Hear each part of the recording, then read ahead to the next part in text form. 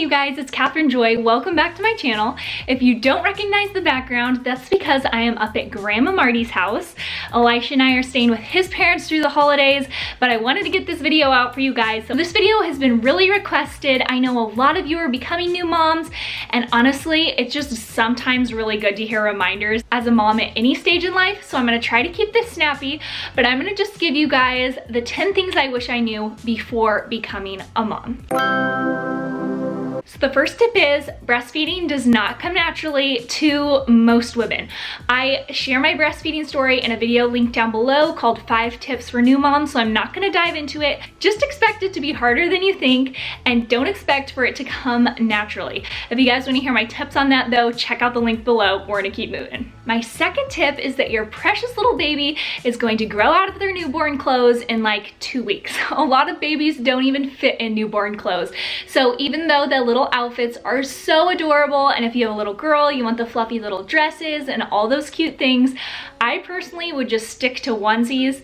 At that stage in life, all you want to do is just button them up. You don't want to think about dressing them in their whole outfit, and they're going to grow out of them in a couple weeks. Tip number 3 is probably one of my biggest tips, and that is do what you want with your baby. You are the mother, and there are so many opinions out there on whether to sleep train, whether to not sleep train, whether to co-sleep, whether to use a pacifier. Moms get really intense over these little things, and when you're a new mom, you're doing all the research, you're listening to everybody, and soon it gets so confusing. So I would just say, do what works for you. Try different things. If you are a very relaxed person that likes to go with the flow and you want to snuggle your baby at night, then don't even listen to the people that say you need to sleep train.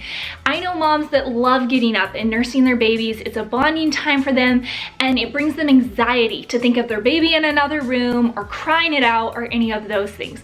On the other hand, a mom like me, it totally makes me stressed out to think of not sleeping through the night for the first 1 to 2 years of my child's life. I can barely make it through the first 8 weeks. So do what works for your style of motherhood. Do what causes you the least amount of anxiety, and be confident that you were chosen to be the mother of your baby. This one's kind of a practical but funny tip. Don't rush out to buy nursing bras when you are engorged. So the first couple weeks, all your milk comes in. I didn't even know my breasts went into my armpits, but I had milk like up to my throat. I was like, oh my goodness. I had to sleep with my arms out like this with cold packs because I was so engorged. I was huge. Dolly Parton had nothing on me. So I thought, oh my goodness, I don't fit into any of the nursing bras I bought. I went out and I bought a couple nursing bras, and you guys, it is a joke. They are huge. After a couple weeks, sometimes it takes women a little longer, but your breasts balance out, your milk levels balance out, and you will be probably quite a bit bigger, but not as big as you are those first couple weeks. So just try to hang in there and get through those first couple weeks, and then your body will kind of stabilize a little bit. Tip number 5 is something I learned the hard way, and that is when family and friends offer to help, yes, take it, but then be really clear on what help means to you. So for instance, we had an amazing meal train, but something I didn't consider was that people were coming over every night of the week for almost 3 weeks. And that stressed me out, you guys. It was exhausting trying to get put together every night, and I just wanted to chill in the house some nights and not entertain people.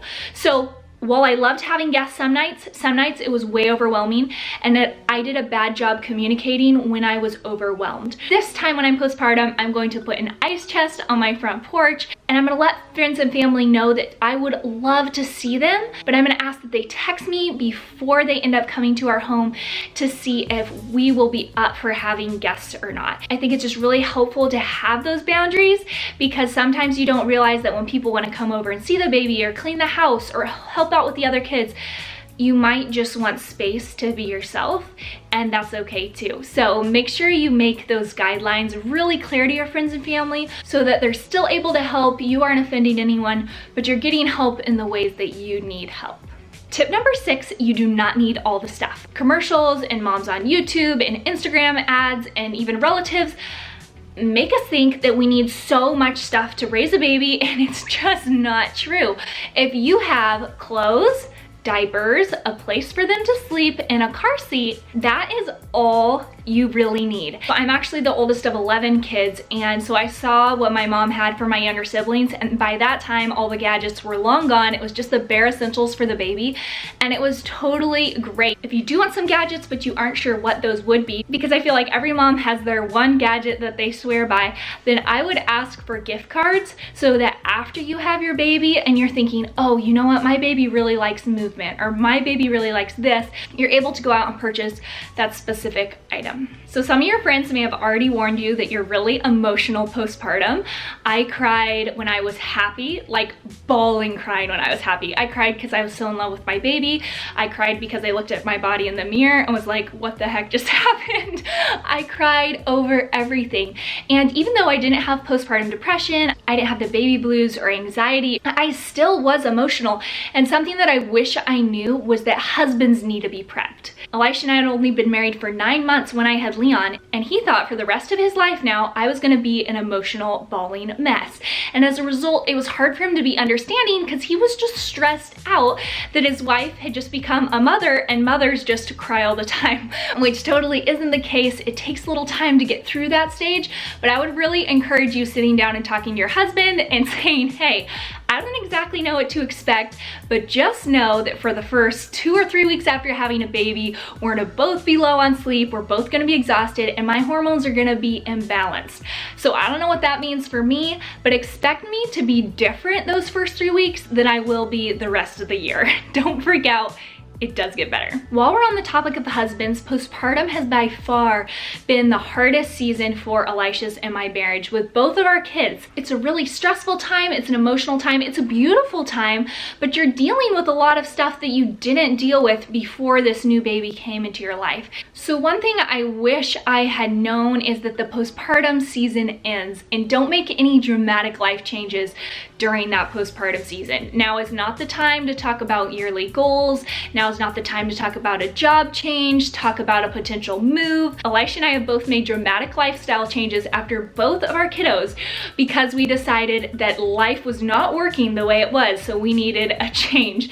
And we regret some of those decisions that we made because we just weren't in our right minds. Just know the postpartum season ends, your marriage will go back to a healthy place, your intimacy will go back to a healthy place. Just because life is really wonky right after having a baby does not mean it's gonna be that way for the rest of the 18 years that you're raising this child, okay? But that said, don't put your marriage on hold. You can never put your marriage on hold.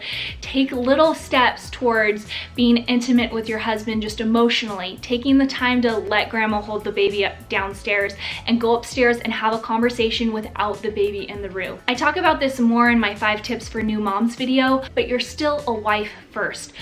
Your husband's gonna be kind of freaking out probably because he's gonna be like, what just happened to my wife? So even though it's really hard because you're going through so many things, remind him in little ways that you are still his wife first, that you're still in love with him, you're gonna get through this together, and don't let the entire world revolve around the baby. And don't forget that our husbands still have needs and they still need our love. When they feel loved, they're gonna be a lot more understanding with all the things that we're going through too. The 9th tip that I want to share with you guys is expect that the longer you've waited to have a baby, the bigger the change is going to be, because you've created a certain lifestyle, certain friends, maybe you have a career that it's going to be really hard to leave, and you have these patterns of life that are going to be really disrupted when you have this baby. Now, babies are amazing, so it's a good thing. It's a great growing experience. For me, I got pregnant right after getting married. Elisha and I didn't really have a normal, my body started changing, and we didn't really get into any grooves before I had a baby. That said, I also didn't have a career at that point. We'd already begun hanging out with people that had friends, so all my friends weren't single, and it was pretty easy to adapt to becoming a mom. But that said, I have seen it be really difficult for women that have built careers and lifestyles. Maybe you're saying no to an income for a while. Like, all those things are really big. So again, it's not bad, it's a great thing, but expect it to be a little more challenging, and so try to give yourself a little more grace and a little more support for going through those changes. I talk about this tip in the video down below, but don't Google the horror stories online, okay? Babies progress at different rates. I really wish I hadn't stressed myself out with my first, thinking that he wasn't growing fast enough or that his development was delayed or all these different things. you can find whatever you want online. We know we can scare ourselves like crazy. There are so many extremes. I'm not gonna go deep into this because I talk about it a lot in the video down below, but I just wanted to mention it here. If this is all you see, try not to Google, okay? Anyways, I hope this video was helpful for you guys. Give it a thumbs up if it was, and thank you so much for subscribing. There are so many new subscribers on my channel, and I'm just overjoyed to have this community of moms grow. If you guys have any tips or thoughts, or if I missed something, comment down below. Let me know, what are your tips? What would you tell a new mom? What would you tell yourself if you were going back to right before you had your first baby? And I will see you guys soon. Bye.